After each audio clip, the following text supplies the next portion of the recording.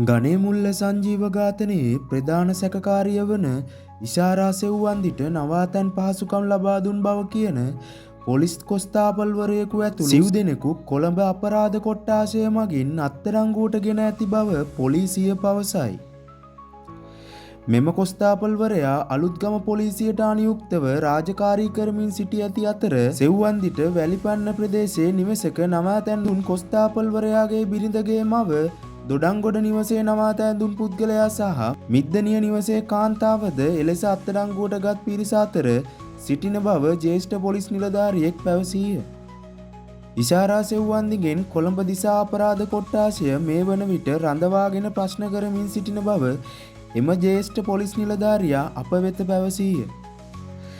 සැකකාරිය police ප්‍රශ්න කිරීම හමුවේ ප්‍රකාශ කර ඇත්තේ තමන්ගේ පෙර පෙම්වතෙකු වූ මත්ද්‍රව්‍ය ජාවාරම්කරුවෙකු හරහා කෙහෙල්බද්දර පත්මේ හඳුනාගත් බවයි. ගණේ මුල්ල සංජීව ඝාතනයේ වෙඩික්කරු බවට පැවසෙන සමිඳු දිල්ෂාන් පියුමංග නැමැත්තාව පත්මේ විසින් තමන්ට හඳුන්වා දුන් බවද ඉෂාරා විමර්ශන නිලධාරීන් හමුවේ ප්‍රකාශ කර සිටි බව පොලිස් ආරංචි මාර්ග සඳහන් කරයි.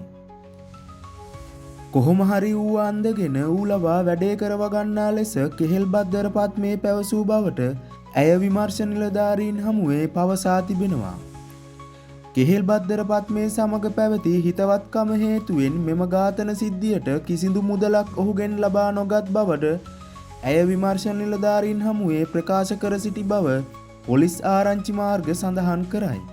ගණේ මුල්ල සංජීව ඝාතනය වූ පෙබරවාරි 19 දිනම රාත්‍රියේ වැලිපැන්න ප්‍රදේශයේ නිවසක රැය පහන් කළ බවත් ඊට පසුව දොඩංගොඩ ප්‍රදේශයේ පිහිටි නිවසක මාස 1කමාරක කාලයක් රැඳී සිටි බවත් ඇය ප්‍රශ්න කිරීම හමුවේ ප්‍රකාශ කර තිබෙනවා.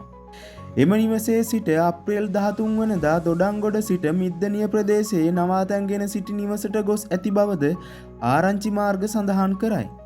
අලුත් අවුරුදු සමය බැවින් පොලිස් නිලධාරීන් අලුත් අවුරුදු රාජකාරීවල යෙදී සිටි නිසා එම දිනය යොදාගත් බවටද ඇය ප්‍රකාශ කර ඇත.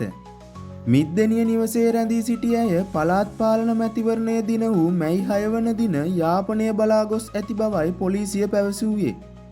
එම දිනය තෝරාගෙන ඇත්තේ පොලිස් නිලධාරීන් අදාළ දිනේ ඡන්ද රාජකාරීවල යෙදී සිටි නිසා බවද ඇය ප්‍රකාශ කර බව පොලිසිය සඳහන් කරයි.